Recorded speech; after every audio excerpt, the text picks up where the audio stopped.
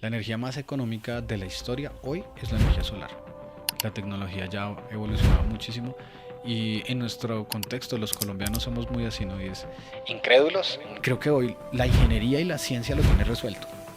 El tema es que la economía y las normas no lo tienen resuelto. Es que tú vas a hacer tu propia energía, no tienes que pedirle permiso a nadie. Eso es algo de lo que ya hoy podemos contar, se puede hacer. Hablar. Eso es algo de condiciones climáticas que son variables y eso nos hace vulnerables en nuestro sistema energético, ha elevado las tarifas y una forma de quitarle presión a esos embalses pues sería más autogeneradores. 1200 usuarios, que en este caso pueden ser 1200 casas, 1200 tiendas, 1200 hogares, 1200 empresas, 1200 usuarios en el mercado de aire ya tienen autogeneración. Tremendo. La transición, y la transición energética no la va a hacer solo un gobierno, no la va a hacer solo la empresa privada, la tiene que hacer todo el mundo.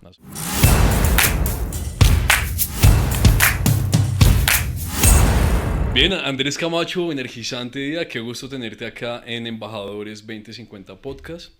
Para hacerte un resumen breve, aquí nos reunimos con personas que están liderando el planeta hacia la sostenibilidad, hacia la transición energética, y tenerte a ti acá realmente es un gustazo. ¿Cómo estás? Bueno, muchísimas gracias y también aprovechar para felicitarles por estos espacios porque es lo que estamos necesitando, que la gente conozca mucho de este tema. Por lo general este tema se ha llevado como a unos niveles muy técnicos, pero realmente hoy en día cada vez más es fácil que la gente entienda qué es lo que significa la transición energética, qué es transición energética justo. Así que muchísimas gracias por la invitación y por la permanencia y estos espacios. Tremendo, no, gracias a ti. Pues, ¿qué tal si arrancamos por ahí? ¿Qué es la transición energética para Andrés Camacho, exministro de Energía en Colombia? Bueno, me podría quedar mucho tiempo hablando de esto, además me apasiona, como les apasiona a ustedes. En el mundo durante nuestra historia ha habido varias transiciones energéticas y es como la energía que mueve la civilización, que mueve a la humanidad, y hemos tenido diferentes combustibles y fuentes energéticas. En este momento estamos viviendo una transición energética que busca superar los combustibles fósiles, abandonar los combustibles fósiles porque son los responsables del cambio climático, de las emisiones de los gases de efecto invernadero, y esta, a diferencia de otras transiciones, es una transición decidida, que busca ser planeada, que busca que los países, que las sociedades, que las economías cambien para salvar el planeta. Y entonces esta transición energética justa es una necesidad, una oportunidad, una obligación, y es algo que se viene reflexionando y pensando hace mucho tiempo. Súper. Esto cuando dices que es una transición energética decidida, a diferencia de las otras, ¿cómo es eso? ¿Me puedes contar un poco? ¿Cómo? Bueno, ustedes saben, 2050, el Acuerdo de París establece, en primer lugar, creo que tímidamente, primero hablando de solo emisiones, pero después hay que ir hablando de la producción de combustibles, del petróleo, del uso del carbón, en fin.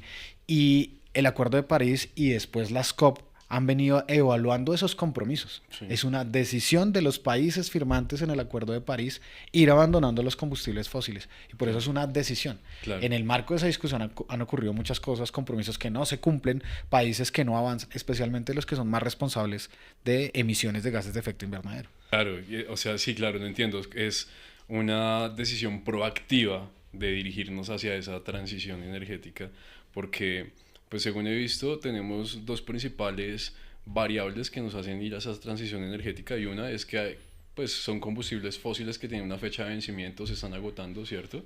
Y están llegando a un declive en su producción. Así es. De acuerdo.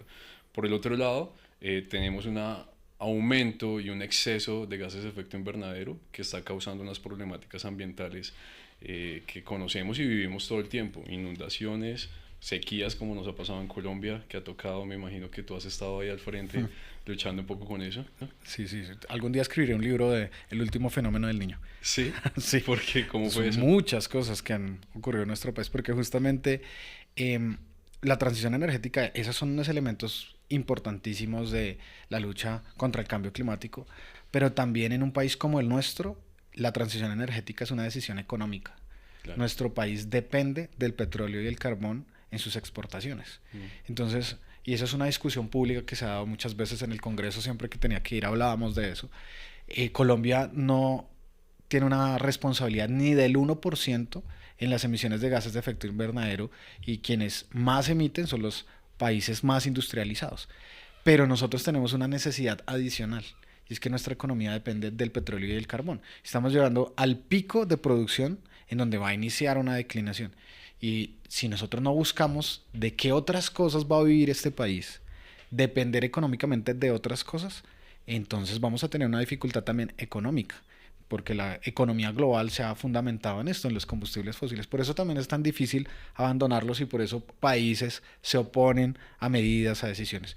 Y Colombia, a pesar de que no emite tanto, tiene una necesidad económica. Claro, tiene una tendencia económica, eso está interesante. Según he visto, las reservas de petróleo y gas están por debajo de los 8 años para Colombia. En, en línea con eso, entonces, ¿cómo es la alternativa, por ejemplo, la visión desde la economía del país o desde el sector energético, sabiendo que tenemos una alta dependencia económica de estas exportaciones? ¿Cómo lo abordaríamos? Es parte de lo que nosotros, y en el ejercicio que estuve en el ministerio, desarrollamos algo que se llamó la hoja de ruta de la transición energética en Colombia, Ujú. analizando todos esos escenarios. Hay unos documentos enormes que yo recomendaría, de hecho ahora son parte de mis clases en la universidad. Son documentos, en total son casi 1000 páginas en diferentes documentos donde hacemos un análisis de todo esto.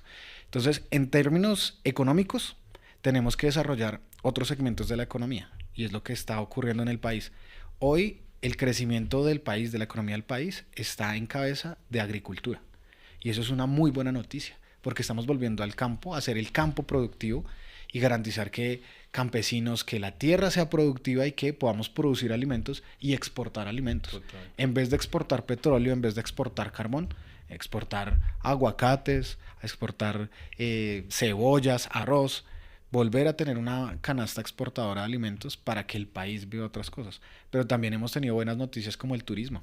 Nosotros hemos roto récords ya casi 3 años seguidos, en donde ya estamos acercándonos a los 7 millones de turistas al año.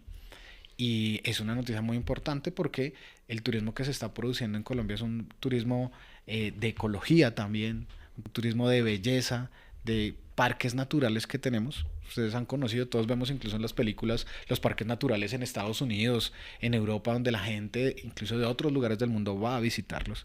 Yellowstone es una que siempre aparece en las películas, que tenemos que hacer de nuestra belleza, pero hemos dicho, Colombia es un país de belleza. Claro. Sí, mira que yo hice un estudio con el DNP y precisamente se hablaba del crecimiento verde, ¿sabes? Un crecimiento de la economía verde, cómo enverdecer la economía. Entonces hablábamos ahí de turismo de naturaleza, ecoturismo, ¿sabes? Hablábamos de negocios verdes, de productos, ¿cómo es? Productos no maderables del bosque, soluciones basadas en la naturaleza, y mostraban como, por ejemplo, Reino Unido, que tiene no sé qué participación de estos, digamos que, de esa bioeconomía, ¿sí? Y tiene una generación de empleo súper significativa. Y hacían otro escenario con Chile y mostraban cómo Chile tiene un área de vegetación más pequeña que para Colombia, y sin embargo, para el caso de Chile representaba más en el PIB, creo que era como cerca del 2% del Producto Interno Bruto de Chile, lo que era la bioeconomía. Y en Colombia, que tenemos más vegetación, pero eso representaba No lo menos del 1. aprovechamos. Sí, no lo aprovechamos. De hecho, ese es el término, bioeconomía. Y nosotros somos, además de todo esto, somos un país mega biodiverso. En diferentes momentos hemos ocupado el primer lugar. ¿Somos como el segundo? Estamos en este momento, creo que el tercer lugar del mundo, el país más mega biodiverso. Tenemos aves, yo no conocía, por ejemplo, eso, y algunas veces que estuve en unas regiones hay un gran turismo de aves. Hay gente de todo el mundo que viene a conocer las aves que hay en Colombia y las aves migratorias. Todo eso es un universo de cosas que podemos desarrollar, que cuidan la naturaleza y que desarrollan la economía. Entonces, ese tema de la transformación es una transición económica, en donde el turismo, en donde la agricultura, la industrialización, pero no cualquier industrialización, necesitamos ir a una industrialización verde, sostenible. Por ejemplo, en Suecia, Noruega, los países nórdicos, ya las empresas privadas y públicas tienen una obligación de huella de carbono, y las que superen un límite de huella de carbono tienen unos impuestos mayores. Y son obligaciones que están poniendo los países. Entonces, ahí en lo económico tenemos una enorme tarea. Hay cosas que están ocurriendo. Un potencial de generación de bonos de carbono gigante también. Pues, en la Exactamente. economía. Y el otro gran componente, además varios, pero para señalar es la transformación de la matriz energética en el país y especialmente la matriz eléctrica. Nosotros tenemos hoy una dependencia del agua y hay una situación con el calentamiento global. Y es que el agua va a ser escasa, es lo que vimos el año pasado. En el 2024 tuvimos el año más caluroso de la historia desde que hay registros. Tuvimos temperaturas que la Tierra no había experimentado. Y en Colombia pues tuvimos el fenómeno del Niño más intenso y nuestra matriz de generación de energía eléctrica depende del agua. Claro. Nosotros en el ministerio teníamos unas propagandas, incluso publicidad de el agua es energía.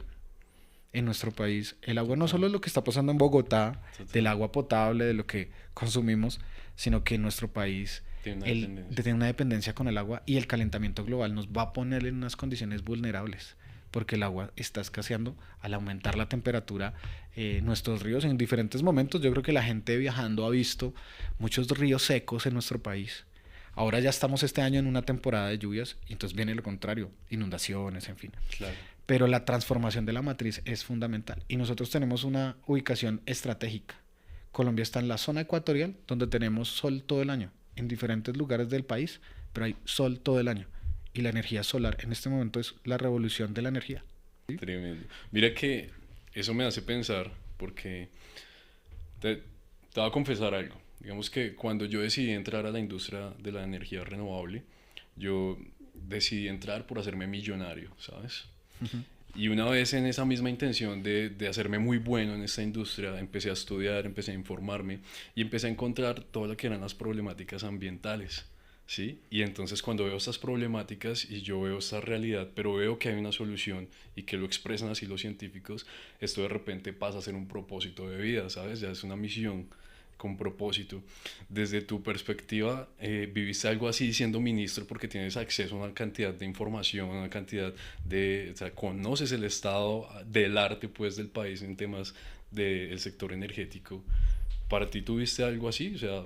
Sí, claro, yo estudié física, estudié ingeniería, mi maestría es en energías renovables, tengo también un compromiso vital con la transición, no es un tema de ahora, creo que por eso mismo llego a ser ministro y para mí es un compromiso vital y es un compromiso con la humanidad de lo que tenemos que hacer, de impulsar esta transición energética porque son cuestiones que están afectando a todos los seres humanos, a nuestras familias, todo lo que vivimos es un compromiso vital para mí.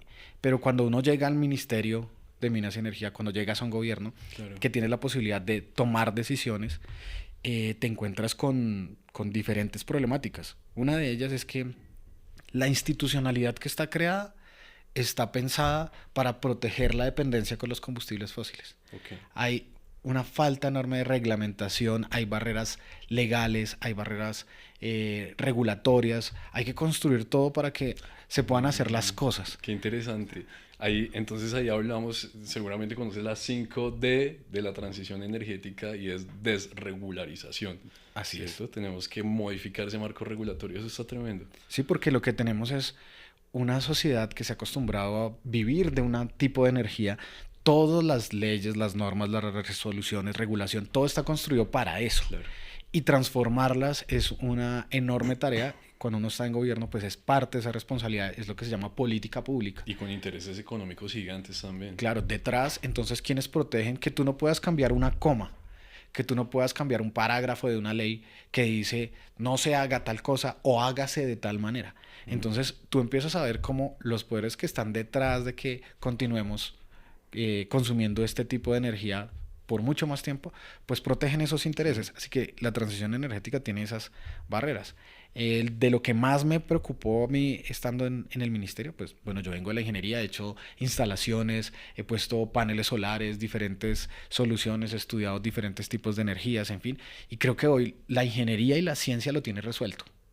El tema es que la economía y las normas claro. no lo tienen resuelto. Claro. Si tú llegas a un gobierno, tienes que trabajar en eso especialmente. Y nosotros desde el ministerio nos dedicamos a construir un marco regulatorio para que esto fuera posible. Por ejemplo, hay un decreto muy importante que es el decreto de autogeneración. Sacamos un decreto donde dice, si tú vas a autogenerar tu energía sin excedentes, no necesitas ningún permiso.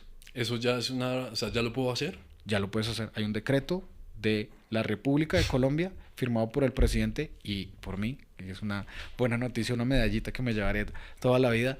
eh, Tú lo puedes hacer. Cualquier casa, establecimiento, comercio, industria puede autogenerar su energía. Hay unos parámetros que tiene que considerar siempre, son parámetros técnicos de la calidad de las instalaciones, O sea, de todo el RETIA y todo lo que significa una instalación eléctrica, tiene que cumplirlo. Pero si tú vas a generar energía para tu propio consumo, hoy se puede hacer. claro, entonces para entender, porque en nuestro día a día nosotros hacemos proyectos de energía solar para principalmente el sector privado, ayudamos a empresas en la implementación de sus proyectos solares. Lo que entiendo es que si nosotros hacemos un proyecto para una empresa que no vaya a generar excedentes, eso no va a necesitar trámites. No necesita trámites. Wow, y eso es un hecho. Es un decreto. Decreto, o sea, ya se puede Es un hacer. decreto de la República de Colombia. Eso no se tiene que escalar a resolución. No. Lo único que hace falta, no diría que hace falta, hoy con decreto ya lo podemos hacer. Hay que tener especial cuidado en los temas técnicos, de que las instalaciones, que Sí, todo lo el que se RETI. cumpla, todo. Pero es que tú vas a hacer tu propia energía, no tienes que pedirle permiso a nadie. Eso es algo de lo que ya hoy Wow. podemos contar, se puede hacer. Eso es algo que me emociona mucho. Quiero decirles, estamos aquí con el exministro de Energía Andrés Camacho y efectivamente yo tenía como una inconsistencia en si este decreto, cómo era su aplicación. Y hoy estamos escuchando que efectivamente nosotros podemos instalar proyectos de energía solar que si no generan excedentes no necesitamos trámites, los cuales por varios tiempos te puedo decir que hemos pasado con trámites con operadores de red que se han alargado y se han tomado los tiempos que quieren, Sí. ¿sabes? Para poder hacer un proyecto, para hacer la conexión de un proyecto y resulta que pues alguien que hace una inversión, entre más rápido su proyecto sea autogenerando, pues asimismo van a ser los efectos de su retorno de inversión y pues va a dinamizar la economía y las inversiones en energía renovable. Me emociona eso. Pues es que precisamente al ver cuáles son los obstáculos, yo mismo he estado durante mucho tiempo en la ingeniería haciendo instalaciones y sé que ese tipo de cosas pasan. Yo a ese decreto le llamo el de la liberación de la autogeneración. Y es que cualquier persona lo puede hacer. Seguramente algunos intentarán poner obstáculos, decir que no se puede, pero legalmente hoy tenemos un decreto que respalda que cualquier persona pueda autogenerar. Y hay soluciones incluso técnicas, hay supresores de energía, de excedentes, instalaciones que uno puede hacer para hacer tipo isla, bueno, diferentes soluciones en ingeniería que uno puede desarrollar. Pero la segunda buena noticia es que también expedimos la regulación para que exista un marco tarifario cuando hay excedentes. Entonces, ¿Eso qué quiere decir? que yo puedo instalar paneles en mi casa, en mi industria, en un comercio, en una tienda de barrio y autogenero para mí.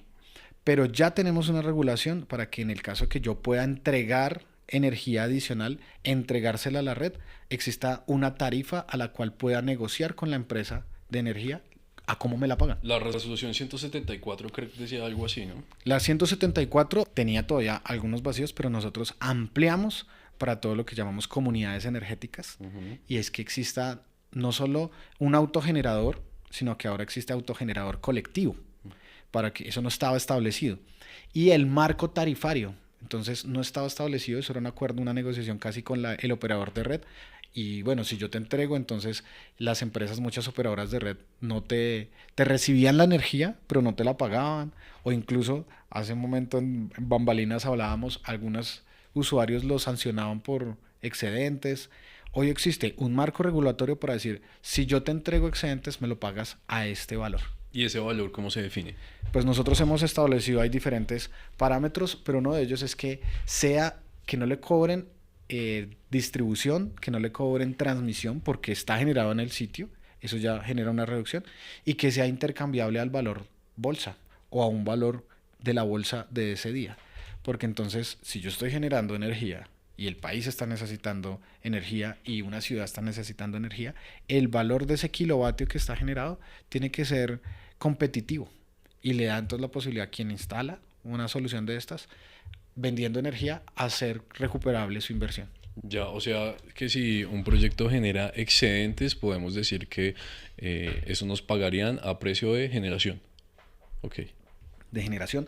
Hay varios términos de cuál es la generación de ese día en bolsa, Sí, sí, sí. del promedio de la bolsa. Sí. Entonces ahí están los parámetros, pero básicamente es eso, y es que te lo paguen a costo de generación, porque muchos operadores de red, como había vacío, entonces ni te pagaban o te decían, no, pues yo le pago un porcentaje, en fin, y eso ya está hoy reglamentado. Y esas Tremendo. son las barreras que te decía, bueno, listo, pero ¿cómo lo hacemos? ¿Cómo esos parámetros?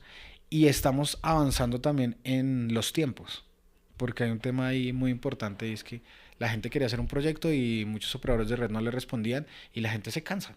Un año esperando para poder hacer un proyecto y poner 3 paneles en mi casa.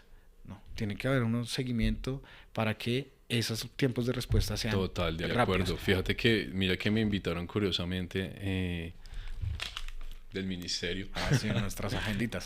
hace un par de semanas a hacernos una entrevista para ver cuál era nuestra perspectiva desde el sector privado para poder acelerar esa transición energética. Y ese era uno de mis comentarios. O sea, yo pienso que tenemos que ser estrictos con los operadores de red para facilitar los trámites de conexión de un autogenerador, porque acabamos de hablar, tenemos unas condiciones climáticas que son variables y eso nos hace vulnerables en nuestro sistema energético, ha elevado las tarifas y una forma de quitarle presión a esos embalses pues sería más autogeneradores, fortalecimiento de la economía, generación de empleo, reducción de gases, cumplir la meta, ¿sí? Sí, yo creo que en estos días estoy ahí terminando de revisar las cifras para dar una muy buena noticia de cómo ha avanzado la autogeneración en Colombia en los últimos años, porque Eso. ha sido un estallido de la autogeneración. Hay enormes proyectos ya de autogeneración y buenas noticias. Por ejemplo, operadores de red, nosotros deberíamos empezar por las empresas públicas. Por ejemplo, un caso que anteayer ya se conoció, fue público, Aire, que es la empresa operadora de red en el Caribe colombiano, en 3 de los departamentos, tenía solicitudes de proyectos de autogeneración represados. Cientos, Ujú. miles de usuarios. ¿Por qué? Porque bajo la concepción antigua de estos operadores de red, esos proyectos se convierten como una competencia por los usuarios. Claro. Pero si ya las empresas públicas empiezan a desarrollar esas solicitudes y permitirlo, eso va a ir generando ¿A qué te que, refieres con desarrollarlas? pues, tiene que autorizar las solicitudes. Sí, Entonces, por ejemplo, Aire ya culminó el 100% de sus solicitudes. pero ¿y eso cómo se hizo? ¿Eso se hizo con acciones de presión o...? Eso es una decisión política. Aire es hoy pública porque está intervenida por la Superintendencia de Servicios Públicos Ok. y eso fue parte de lo que nosotros trabajamos en su momento con la gerencia de Aire. Dijimos, ustedes tienen que abrir la posibilidad que todo lo que hay de autogeneración se conecte. Y ya hoy el 100% de las solicitudes están conectadas. Wow. Hay 1.200 usuarios, que en este caso pueden ser 1.200 casas, 1.200 tiendas, 1.200 Empresas. hogares, 1.200 empresas. 1.200 usuarios en el mercado de Aire ya tienen autogeneración. Tremendo. Eso, tú me dices eso y yo lo comprendo, ¿sabes? Como que, como el catalizador, ¿sabes? Un catalizador para que tengamos un despliegue más acelerado de autogeneración. O sea, de hecho, hay unas gráficas de XM en donde uno puede ver desde año 2017, 2018, cómo va la generación solar y empieza a ganar participación. Y con eso que estás mencionando, que hoy no tengan que hacer trámites y no tienen excedentes, que ya de verdad se esté teniendo una posición de estar encima de los operadores de red para facilitar la conexión, me motiva porque esto se traduce en que ahora el ritmo de esa autogeneración va a ser mucho más acelerado. Claro, porque la tarea es acelerar la transición y la transición energética no la va a hacer solo un gobierno, no la va a hacer solo la empresa privada, la tiene que hacer todo el mundo. La sociedad. Y entonces, si cualquier ciudadano ya lo puede hacer, tenemos millones de colombianos que podrían hacer su ejercicio de transición energética, de poner el panel en su casa. Ya hay mucha gente que lo está haciendo, incluso nosotros teníamos el programa de tenderos, tiendas sí lo de vi. barrios, tiendas de barrio que tienen una instalación de 2, 3 paneles y, por ejemplo, para una tienda de barrio, eso es un ahorro importantísimo Claro. porque la nevera, la iluminación, las vitrinas. Eso es un costo muy grande para una tienda, para un negocio, y eso es una economía popular. Con eso se está ayudando a que también se desarrolle la economía del barrio, la economía popular, y la transición energética y la energía tiene esa facilidad que conecta con muchas cosas. Cuando yo estaba en los momentos en donde estábamos inaugurando proyectos hermosos, yo le decía eso a la gente: la energía no es solo luz, la energía son derechos. Detrás de la energía, la semana pasada inauguraron una nueva comunidad energética. Detrás de la energía había un grupo de pescadores que no podían guardar el pescado. Claro. Porque no podían tener una nevera. Y ahora esos pescadores pueden almacenar el pescado y tener una mejor economía para distribuir, para vender. Ellos tenían que sacar el pescado, irse corriendo a una plaza, a donde fuera, para que no se dañara el pescado. Ahora tienen una nevera. Esos son derechos. Detrás de esto hay muchas cosas. No, es que la energía cambia vidas. Es un elemento transformador. Claro, a mí me invitan a dar conferencias, me contratan para estos, digamos que estos eventos y demás. Y algo que yo siempre trato de generar conciencia es: cualquier producto o servicio requiere energía para existir. O sea, por lo tanto, mira a tu alrededor. Todo requiere energía. Todo requiere energía. Eso me parece tremendo. Yo considero que lo que me estás contando hoy son grandes logros, ¿sabes? Te quiero felicitar públicamente por eso. Es muy chévere, en serio. Y me parece muy ganador. ¿Quieres contar un poco sobre cómo ha sido, por ejemplo, el tema de comunidades energéticas, que sé que es otro de los logros que tú has liderado en Colombia, y que personalmente las comunidades energéticas las conocí desde años atrás, 6 7 años atrás, haciendo investigaciones sobre precisamente en Países Bajos y como más hacia Europa? Me di cuenta que allí hay participaciones de comunidades energéticas grandes, importantes, con inversiones significativas, haciendo que las personas tengan una participación de las utilidades de esas granjas que hay, incluso sistemas eólicos. Bueno, es muy, muy interesante. Sin embargo, hasta ahora se ha vuelto común, ¿sí?, en escuchar sobre comunidades energéticas. Entonces, ¿qué es lo que hoy es posible en temas de comunidades energéticas para que alguien entienda qué de verdad es y cómo, por ejemplo, si son desarrolladores de proyectos de energía solar o si son comunidades que están viendo esto, cómo lo pueden llevar a la realidad? Bueno, voy a explicarlo de dos maneras. De una, tal vez mucha gente, muchas, conocemos acueductos comunitarios. Un acueducto comunitario en un pueblo, en una vereda, en fin, que surte el agua a las fincas, a los hogares. Una comunidad energética es como un acueducto comunitario, pero de energía. Y tú tienes un lugar donde se genera la energía y lo puede utilizar Todos. la gente. Entonces eso puede ser una vereda, puede ser un barrio, puede ser unos vecinos, puede ser una empresa, Un condominio. puede ser un condominio, puede ser un propiedad horizontal. Entonces hagamos un ejemplo. Digamos que somos un condominio y todos decimos: volvámonos comunidad energética.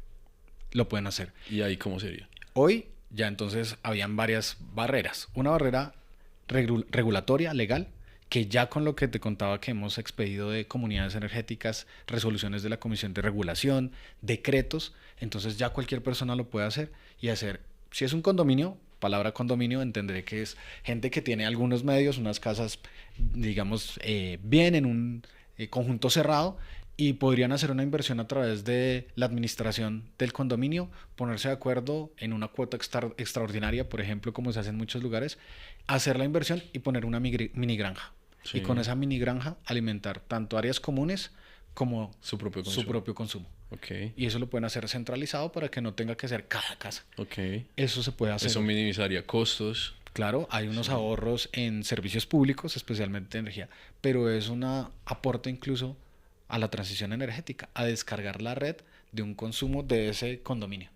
Pero también lo puede hacer, por ejemplo... Discúlpame, quisiera profundizar ahí en algo que me causó curiosidad, y es ese escenario de un condominio en el que deciden ser una comunidad energética, lo hacen centralizado en un espacio que ellos tengan, ¿cierto? Y eso se va a compartir para ellos, esa energía, ¿sí? Puede ser áreas comunes y consumo propio. ¿Cómo funciona el tema de regulación ahí? Porque, por ejemplo, en este caso nosotros hacemos, si es una empresa y tiene 2, 3 cuentas diferentes de energía, son proyectos independientes con trámites independientes. En este caso, que es un proyecto centralizado que va a suministrar, imaginemos, para 100 casas, ¿cómo sería esa relación ahí de la medición de esa energía? Entonces, en la regulación que se ha emitido hay, digamos, varias modalidades. Una modalidad puede ser que esa comunidad energética tiene que definir como un agente que los represente ante el operador de red. Y se hace un intercambio de todos con el operador de red, con un medidor Ah, o sea, sería como un medidor centralizado, frontera. Ok, un medidor centralizado de la comunidad energética con el operador de red. Y ya de para atrás de los usuarios se hace un acuerdo como existe en propiedad horizontal, en donde se comparte y todo el mundo tiene una misma cantidad de kilovatios para compartir. ya. Otra posibilidad es tener medidor por usuario y uno centralizado, un totalizador, donde cada uno de los usuarios entonces va poniendo sus consumos. Incluso, por ejemplo, en Medellín, que hay una comunidad energética en el barrio Salvador, tienen un sistema de puntos, esa comunidad energética. Y entonces cada uno de los usuarios consume ciertos puntos, se les da un cupo y yo, una familia, una casa, consumo mis puntos en una semana o consumo mis puntos en un mes. Y ya es una administración. Abre un universo de posibilidades, pero así como lo puede hacer un condominio, lo hemos hecho ya, por ejemplo, en un consejo comunitario.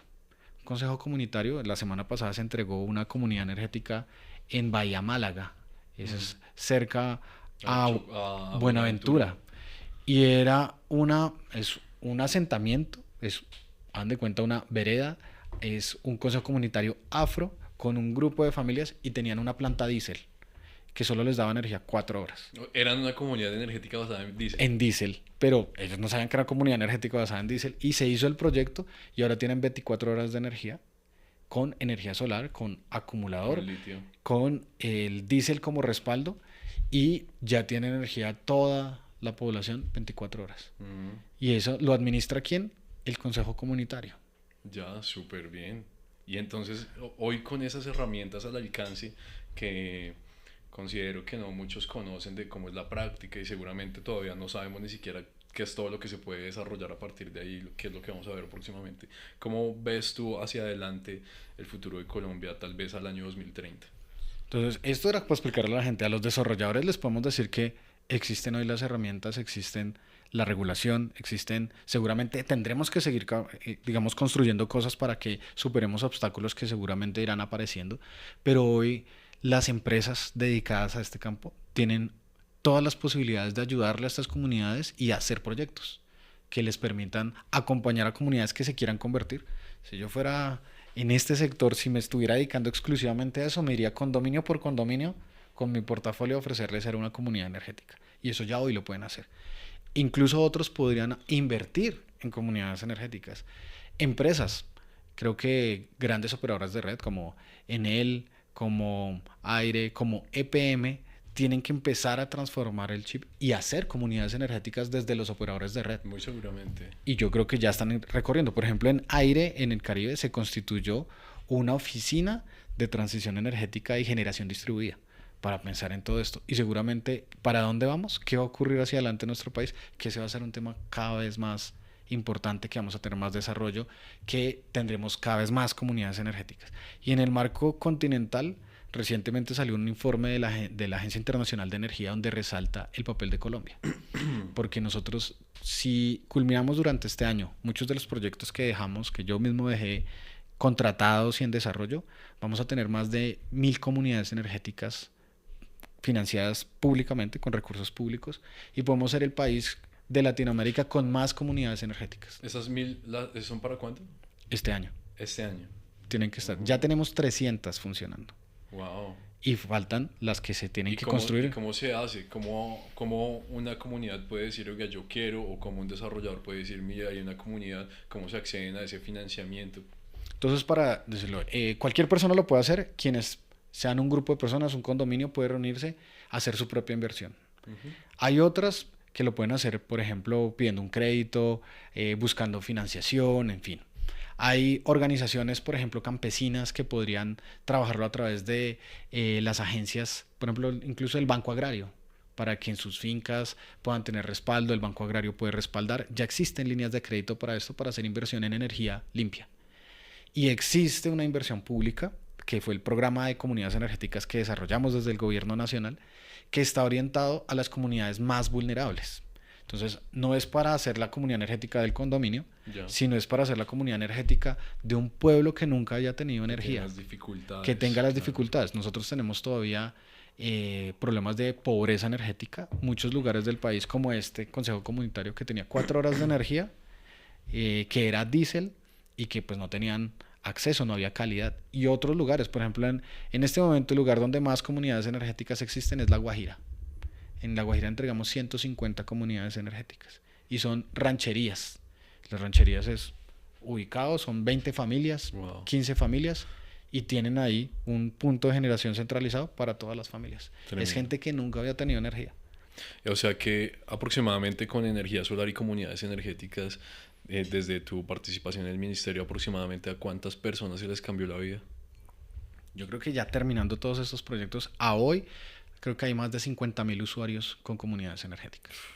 Y yo espero que terminando todo este horizonte pudiéramos llegar a unas 300.000 familias con comunidades energéticas. Además porque ya hay otros proyectos. Pronto se va a inaugurar una granja municipal. Inauguramos, por ejemplo, en Cumaribo. Cumaribo es en Bichada. Cumaribo es el departamento más extenso de Colombia. Es enorme. Y ahí inauguramos el primer municipio energético. Tienen ahora una planta de generación solar para el municipio. Mm, Así entonces como hay un acueducto municipal, entonces una granja solar municipal. qué Y se va interesante. a inaugurar ahora en el Caribe una en Tierra Alta, Córdoba. Y ya como esa hay más o menos unas 20. Y esos son proyectos que se están desarrollando con inversión pública, pero hay mucha gente haciendo cosas. Claro. Hay empresas, conozco de hospitales, de colegios, de gente que está haciendo sus propias inversiones. Incluso es probable que ahora el obstáculo sea contarlas, porque como hay tanta gente haciendo cosas, va a ser difícil identificar todo lo que se está haciendo, pero en definitiva yo creo que esto marca un hito y una transformación en lo que significa la transición energética. Totalmente. O sea, lo noto.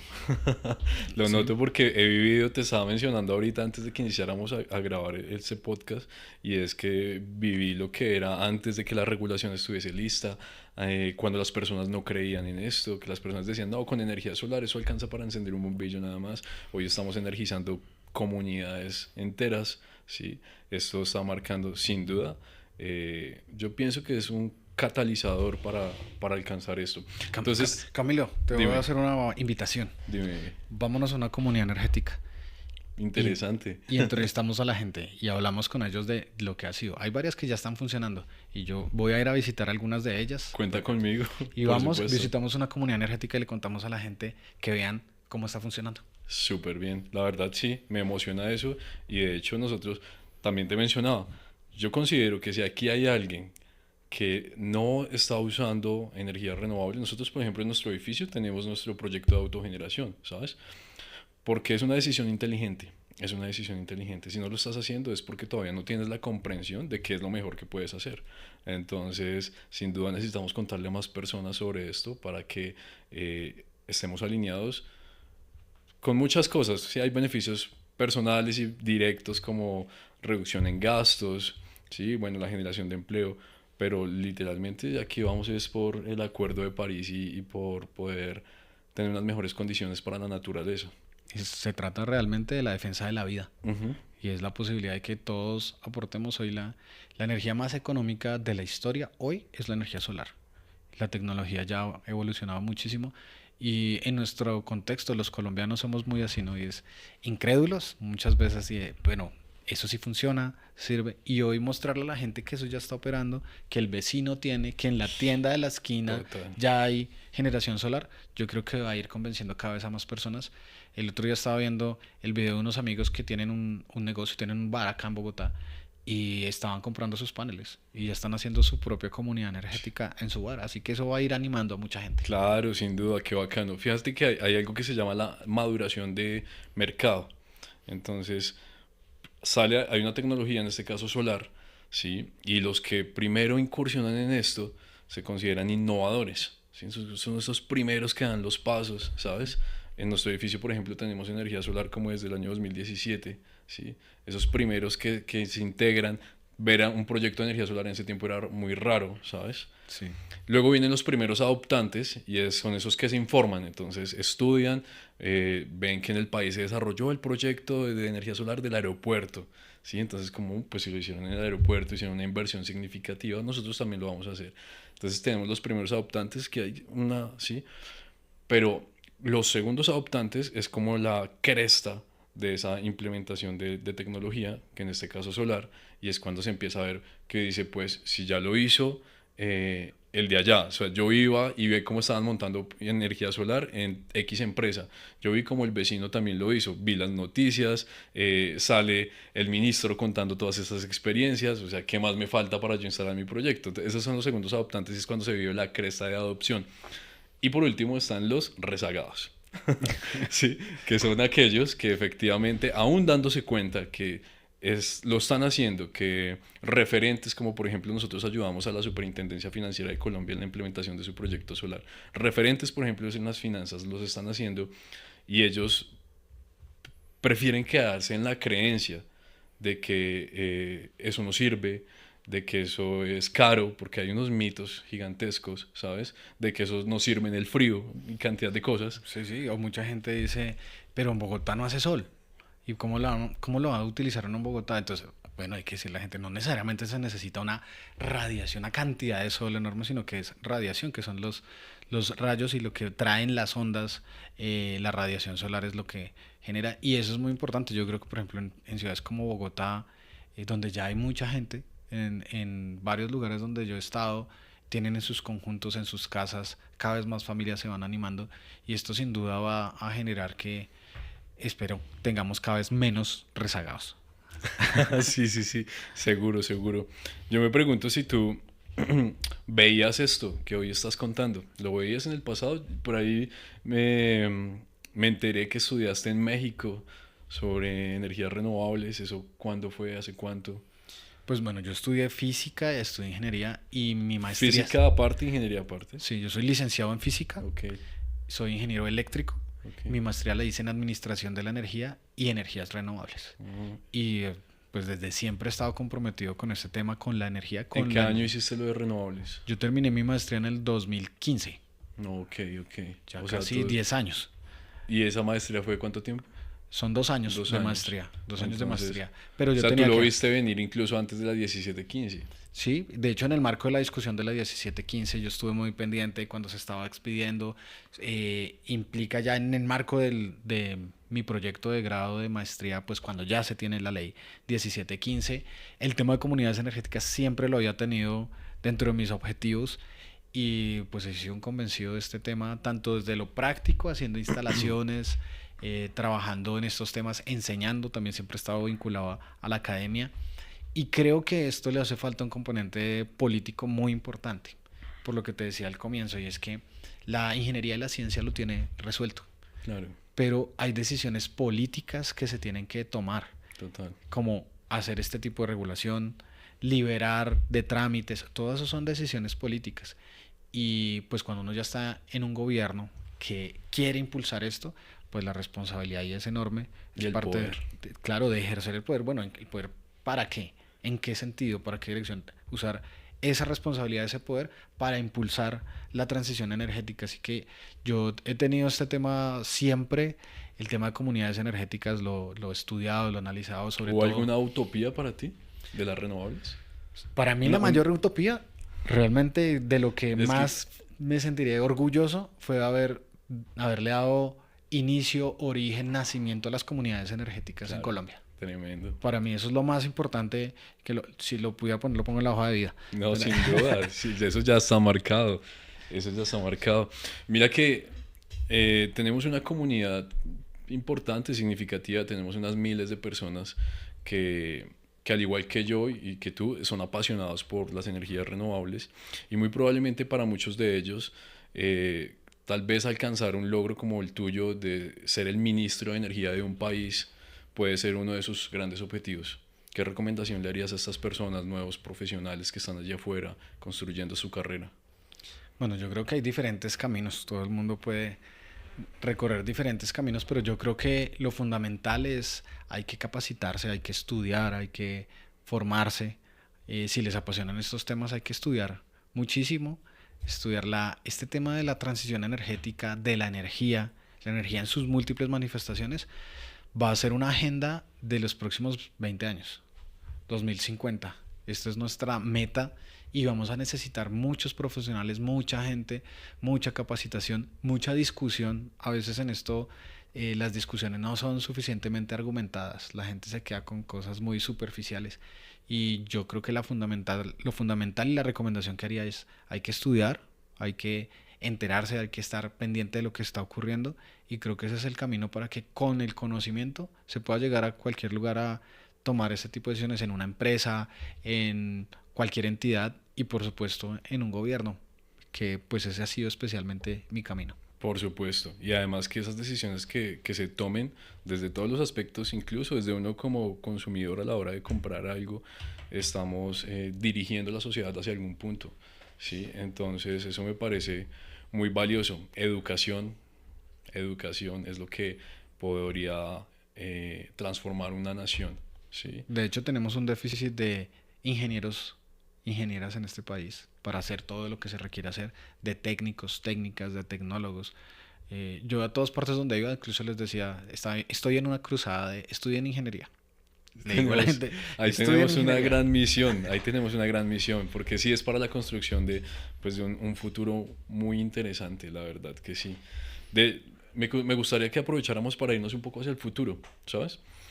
Por ejemplo, hablábamos en un principio de, digamos que la declinación en la producción de combustibles fósiles, ¿sí? En el país y en el mundo. Alternativas que se pueden generar a esto, por ejemplo, yo leía La Ruta del Hidrógeno. La Ruta del Hidrógeno es un documento súper interesante, recomendado, en donde se habla que nosotros tenemos un gran potencial para la producción de hidrógeno y exportación de hidrógeno, por ejemplo, a Europa, ¿sabes? ¿Cómo se ve un poco eso? ¿Qué piensas tú desde de estas perspectivas? Varias cosas. En el horizonte, cómo se ve el petróleo y cómo se ve el carbón, el gas incluso. Estamos llegando a la cima de la producción. Y de ahí en adelante lo que puede ocurrir es que empiece a declinar. Eso implica que van a surgir nuevas formas de energía y que se van a potenciar nuevas formas de energía.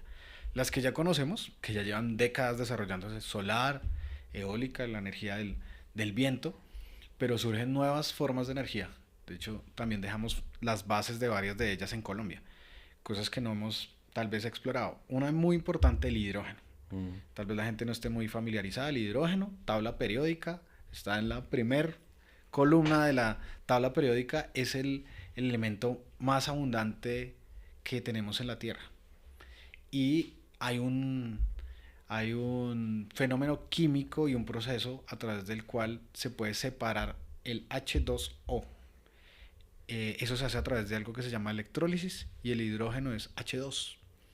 Hoy el elemento fundamental para producir hidrógeno es agua. Y nuevamente la discusión sobre el agua.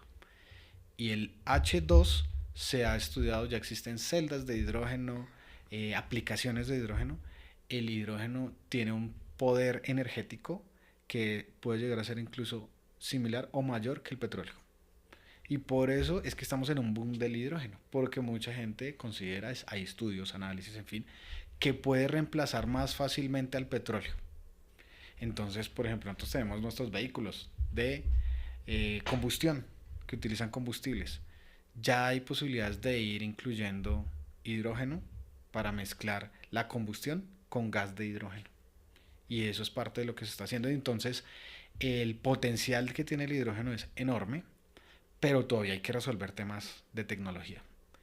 El hidrógeno se clasifica en diferentes colores, aunque ahora se está cambiando la manera en la que se entiende el hidrógeno, porque hay unos hidrógenos que se pueden producir de separaciones de procesos incluso industriales donde hay contaminación, por ejemplo del gas, del petróleo, de químicos, en fin. Pero el hidrógeno verde, que es el que más esperaríamos desarrollar, es aquel que separa la molécula H2O con energía limpia. El electrolizador es poner dos agujitas con energía, con corriente, voltaje a lado y lado y separar la molécula. Y la energía que yo utilicé para eso, si viene de un panel solar, es hidrógeno verde. Ujú. Y Colombia tiene agua, Colombia tiene sol y Colombia tiene las posibilidades de aplicar esa tecnología. Así que Colombia está entre los 3 países con mayor potencial de hidrógeno verde del continente. Son Brasil, Chile y Colombia. Y esa vía es parte de lo que se está desarrollando, es la hoja de ruta de el hidrógeno. Y ya hoy en Colombia hay muchos proyectos que se están desarrollando. De hecho, Ecopetrol ya arrancó la construcción de la planta de hidrógeno más grande del continente. Son 800 toneladas de hidrógeno al año. Wow.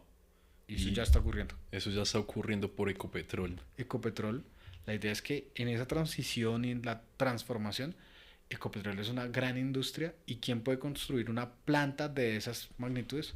Ecopetrol. Oye, interesante. De hecho, aprovecho para preguntarte, entonces, ¿cuál sería ese papel de Ecopetrol en la descarbonización de la economía? Como a veces nosotros nos cuesta a los colombianos creer en lo que estamos haciendo. Tenemos que a veces buscar ejemplos, eso de ser incrédulos y ver el vecino y esas etapas de los pioneros Sí, y de los adoptantes, ¿no? sí, Entonces, primeros y segundos adoptantes. sí, nosotros a veces esperamos como que ser más adoptantes que Mm, pioneros, pero esto lo está haciendo todo el mundo. Hace poco estuve, la última visita en la que estuve con el presidente, estuvimos en Qatar. Qatar, para que la gente sepa, es uno de los países con mayores reservas petroleras del mundo. Son como la tercera reserva de petróleo del mundo. Y Qatar tiene una empresa muy importante que es Qatar Petroleum. Es el Ecopetrol de Qatar, de la tercera reserva de petróleo del mundo. Y le cambiaron el nombre y están en una ruta para transformarse. Y ahora se llama Qatar Energy. claro. ¿Qué está haciendo Qatar Petroleum, ahora Qatar Energy? Invertir en energías renovables. Y están haciendo la transición. Están invirtiendo en hidrógeno, están invirtiendo en energías limpias. Y eso es lo que estamos intentando Hicieron hacer. una planta gigante solar, ¿no? Tienen un parque de generación enorme. Y eso es lo que buscamos hacer con Ecopetrol. Que Ecopetrol no solo sea de petróleo, sino que sea Ecopetrol Energy. Claro. Y que Ecopetrol genere hidrógeno, que Ecopetrol genere energía solar, que Ecopetrol genere energía del viento, que sea la gran empresa de generación y de la transición energética en Colombia. Uf, pues me parece genial que Ecopetrol ahora esté en la construcción de una planta de hidrógeno. ¿Qué piensan hacer con eso? ¿Cómo se aprovecha ese hidrógeno que va a producir Ecopetrol?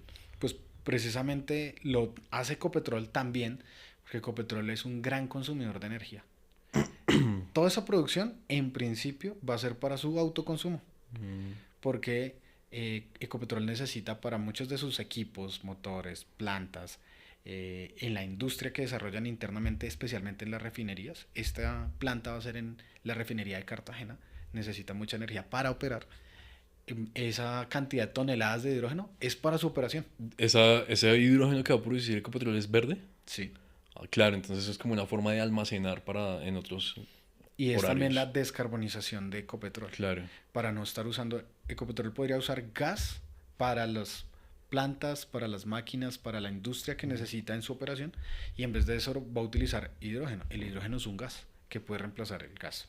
El gas que Licuado. utilizamos licuado, en Sí. fin, por hidrógeno. Y eso ya es lo que va a hacer Ecopetrol. Ahí sí iniciamos, pero en la medida que se desarrolle el hidrógeno en Colombia, ya por ejemplo hay vehículos que están por ahí circulando, hay experimentos, hay incluso muchas Hay un bus universidades, acá, ¿no? hay el bus de hidrógeno. Mm, Si nosotros tuviéramos, por ejemplo, Transmilenio, una flota de 100 buses de hidrógeno, ¿quién va a producir ese hidrógeno? Ecopetrol, a partir de la planta, ya podría empezar a vender excedentes de esa producción para el hidrógeno. Así que esto va a tener en el futuro grandes desarrollos. Yo estoy seguro, las universidades, científicos, pioneros, están estudiando aplicaciones tecnológicas. Va a producirse tecnología cada vez más novedosa. Así como está ocurriendo con los paneles, mm. está ocurriendo con las baterías. Cada vez las baterías son más eficientes, más pequeñas, son mejores, almacenan más.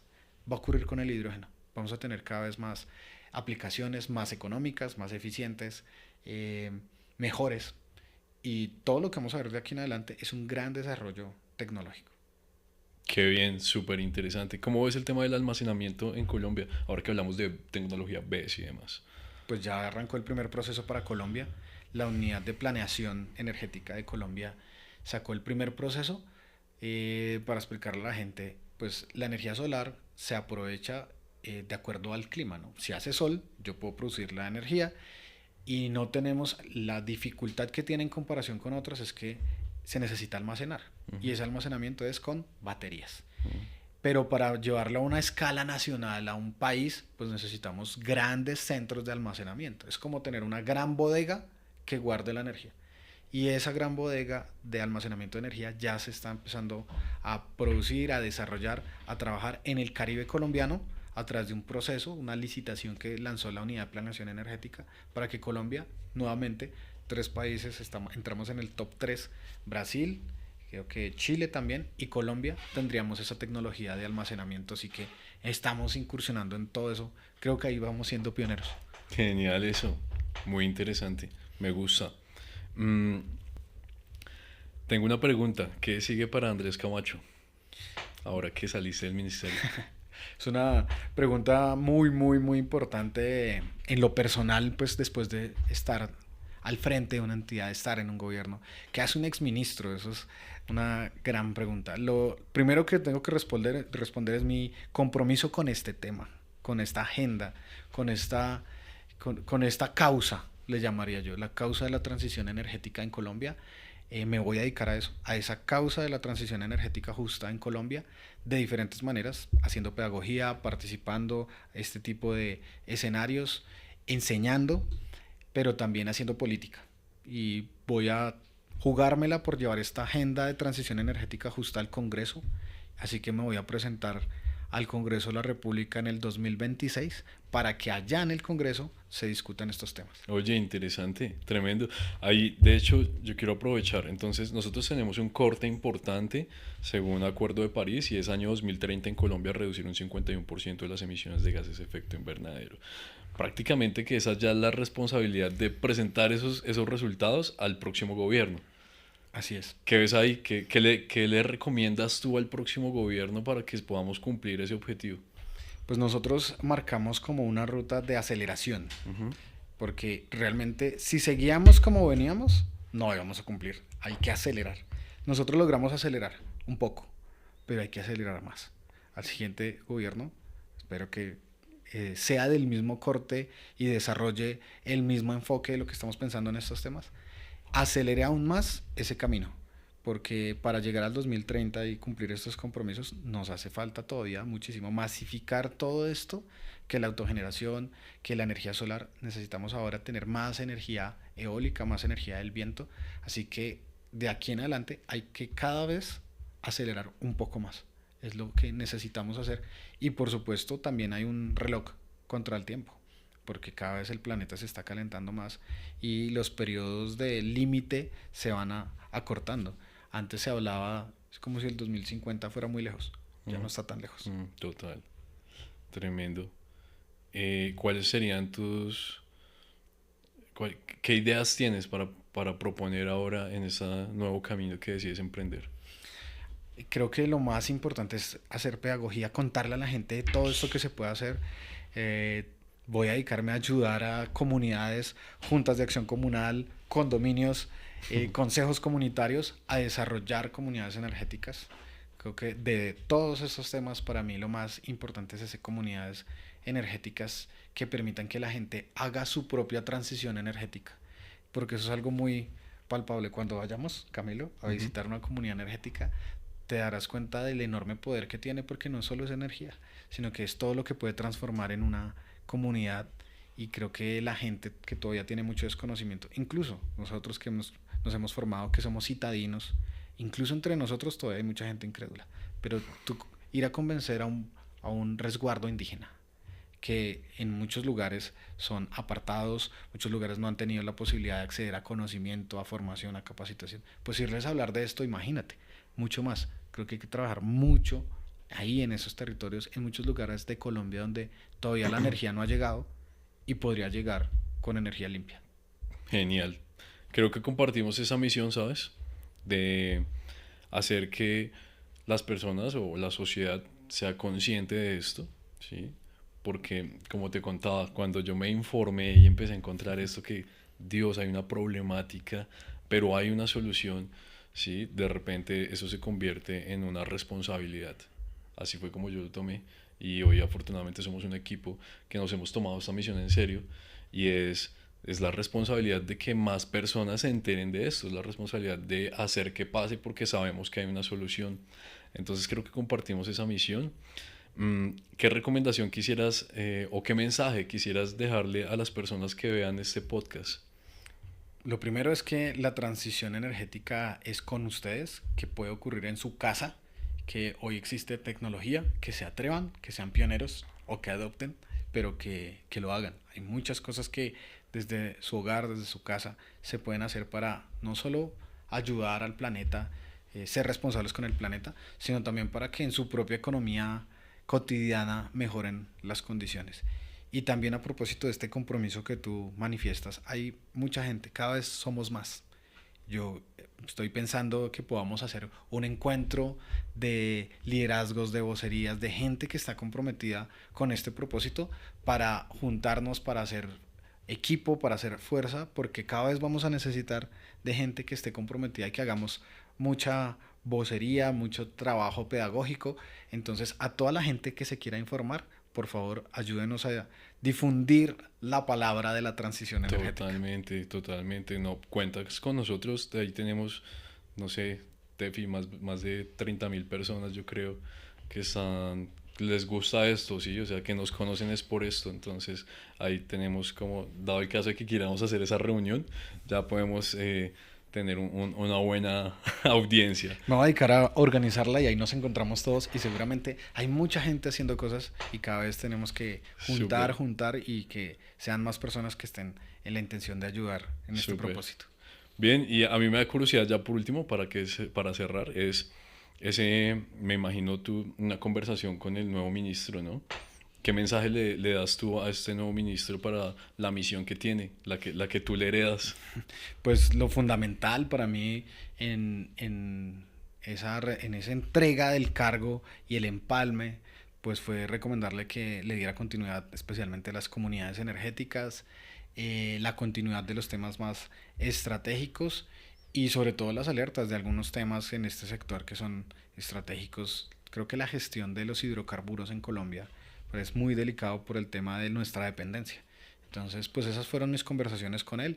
De todas formas, con él ya nos conocíamos, él ha estado vinculado en el sector, así que realmente fue muy fácil. Tenemos una coincidencia total de lo que hay que hacer y incluso permanentemente cuando es necesario conversamos de algunos temas, así que pues es la continuación y la culminación de esta etapa de lo que es la transición y que ojalá continúe hacia adelante mucho tiempo más. Genial, genial. Bueno, un gusto. Andrés, la verdad, casi que no pude preguntar todo lo que traía. Creo que nos debemos otra conversación, Sí, otra yo encantado, acá versión estaré. del podcast. Agradecido por tu espacio, sí, agradecido por lo que has hecho para facilitar la transición energética. Nuevamente, felicitaciones porque sé lo que significa esos logros. Bueno, o sea, veo, pues, digamos, sé lo que significa para nosotros como desarrolladores, ¿sabes? Lo agradezco. Entonces, chévere, gracias y pues nos vemos en un próximo episodio. Sí, claro que sí, seguramente con todos los temas aquí nos volveremos a ver.